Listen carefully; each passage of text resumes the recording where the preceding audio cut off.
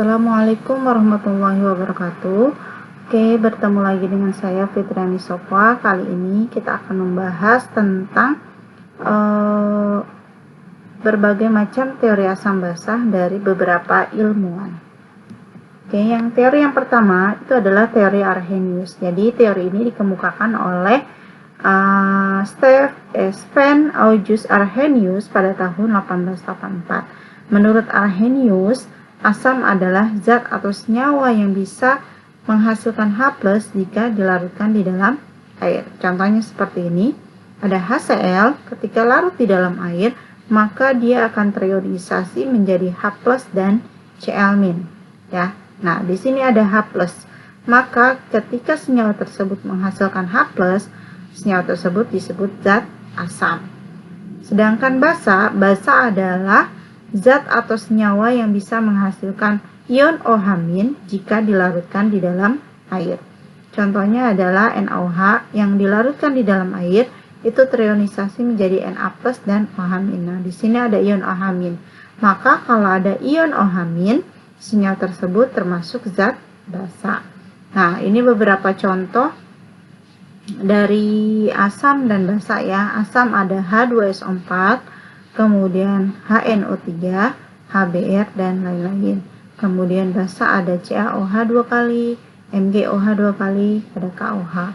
Ingat ya, kalau asam di depannya ada H, sedangkan basa di belakangnya ada OH. Nah, itu menurut Arrhenius. Tetapi teori Arrhenius punya keterbatasan atau punya kelemahan. Jadi ada beberapa zat yang ketika dilarutkan di dalam air itu tidak bisa menghasilkan H+ dan OH-. Padahal zat tersebut termasuk asam dan juga termasuk basa. Nah, kemudian beberapa ilmuwan mempelajari kembali tentang teori asam basa.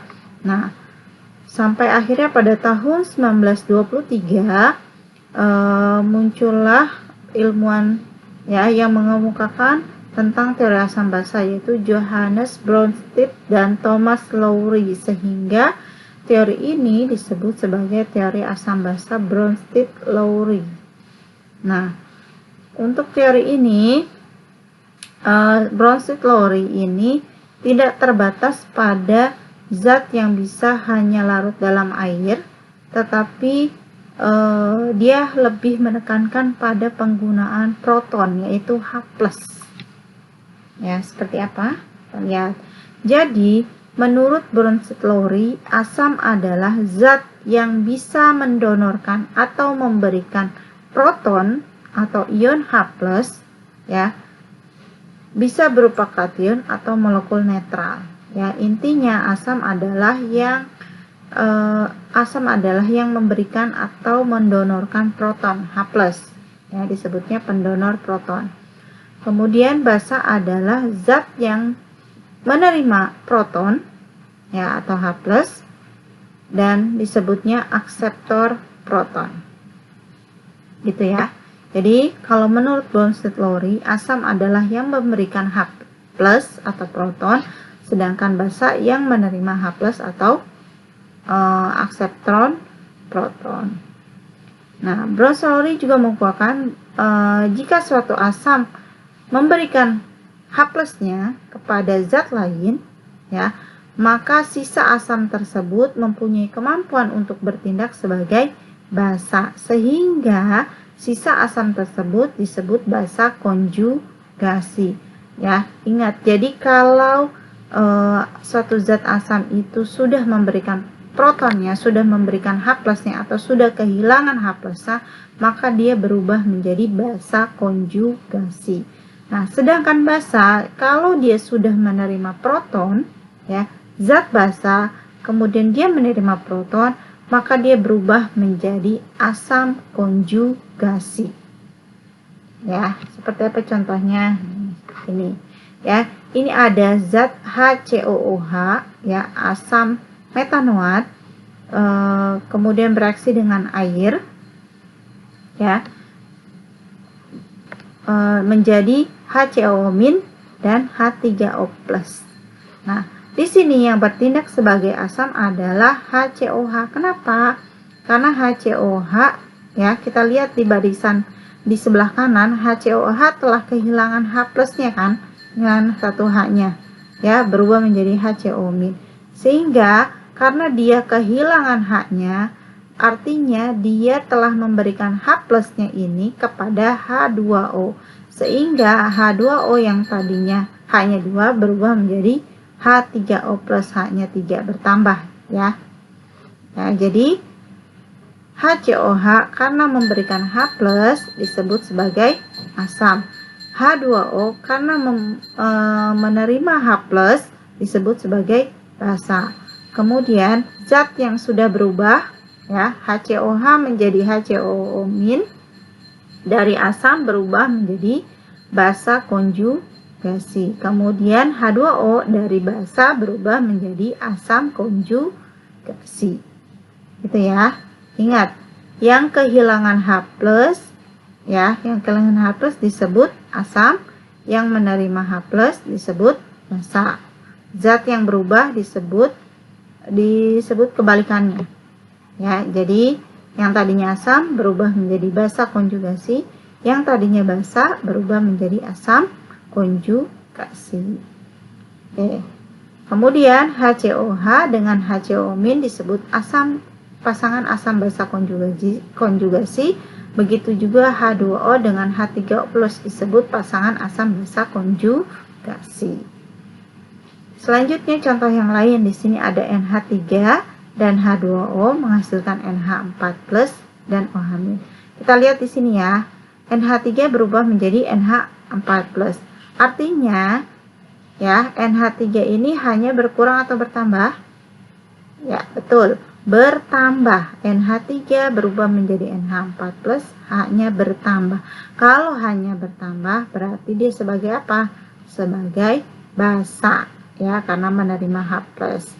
Kita lihat H2O di sini berubah menjadi OH-. Nah, hanya bertambah atau berkurang? Berkurang. Maka H2O karena hanya berkurang artinya dia telah memberikan H+-nya kepada NH3 dan H2O ini disebut asam. Kemudian NH3 berubah menjadi NH+, NH4+-nya disebut asam konjugasi. H2O berubah menjadi OH-, ya, yang tadinya asam berubah menjadi basa konjugasi. Dan NH3 dengan NaH4+ disebut pasangan asam basa konjugasi. H2O dengan OH- juga disebut pasangan asam basa konjugasi. Ingat ya, kalau pasangan asam basa konjugasi itu pasti yang sejenis, yang sama, nggak boleh beda ya. Misalkan H2O dengan NH+, enggak, ya, itu bukan asam basa konjugasi, ya. Oke, di sini kamu lihat dua contoh ini. H2O ini ada yang bersifat sebagai basa, ada juga yang bersifat sebagai asam, ya. Kenapa? Karena H2O ini bersifat amfoter. Amfoter itu artinya bisa bersifat asam, bisa bersifat sebagai basa. Selanjutnya, ya, teori Bernoulli ini juga sebenarnya masih punya kelemahan ya. Jadi artinya kalau ada zat asam tersebut yang tidak memiliki proton, yang tidak memiliki ion H+, berarti dia tidak bisa disebut sebagai zat asam. Nah, itu kalau menurut teorinya Bernoulli. Ternyata tidak benar teori tersebut. Jadi ada beberapa senyawa zat asam yang memang tidak memiliki ion H+, ya, sehingga itu dibahas oleh Lewis, ya, J.N. Lewis pada tahun 1923, ya. Nah, dia membahasnya pada buku Thermodynamics and the Free Energy of Chemical Substance. Nah, menurut Lewis, asam adalah zat atau senyawa yang dapat menerima pasangan elektron bebas dari zat atau senyawa lain untuk membentuk ikatan yang baru. Sedangkan basa adalah zat atau senyawa yang bisa memberikan atau mendonorkan pasangan elektron bebas dari zat atau senyawa lain untuk membentuk ikatan yang baru. Nah, ikatan yang terjadi antara asam dan basa terbentuklah namanya senyawa garam ya. Kalau reaksi antara asam basa hasilnya adalah senyawa garam. Nah, ikatan pada senyawa garam tersebut itu namanya ikatan kovalen koordinasi. Seperti ini ya. Di sini ada senyawa NH3 ya, NH3. Kalau hanya 3. Kemudian ada senyawa BF3 ya, BF3. Nah, di sini yang punya pasangan elektron bebas adalah di senyawa NH3, terutama di atom N. Ya, di atom pusat yaitu N. Dia punya pasangan elektron bebas yang ini titik 2 ini. Nah, ketika bereaksi, maka 2 elektron ini itu akan terikat pada atom B. Ya, sehingga terbentuklah senyawa NH3BF3 nih. Yang tadinya 2 elektron ini berubah menjadi pasangan elektron ikatan. Nah, ini yang disebut ikatan kovalen koordinasi. Gitu ya. Jadi NH3 disebut sebagai apa yang memberikan proton?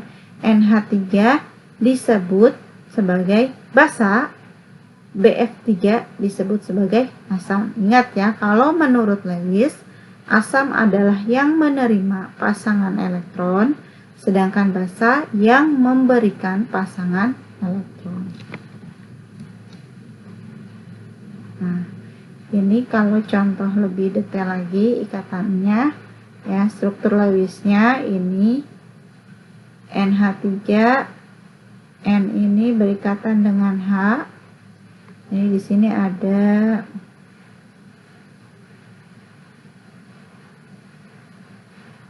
kemudian BF3 seperti ini ya, ini tuh ikatan kovalen koordinasinya di sini antara N dan B. Oke, bagaimana? Oke, mudah-mudahan apa yang saya jelaskan bisa dipahami. Kalau ada yang lebih atau yang belum jelas, kurang paham, bisa ditanyakan di kolom komentar, atau siswa saya bisa bertemu langsung dengan saya di sekolah. Ya, terima kasih atas perhatiannya. Tetap semangat, ya. Tetap semangat meskipun kondisi kita masih bertemu di dunia maya. Ya. Assalamualaikum warahmatullahi wabarakatuh.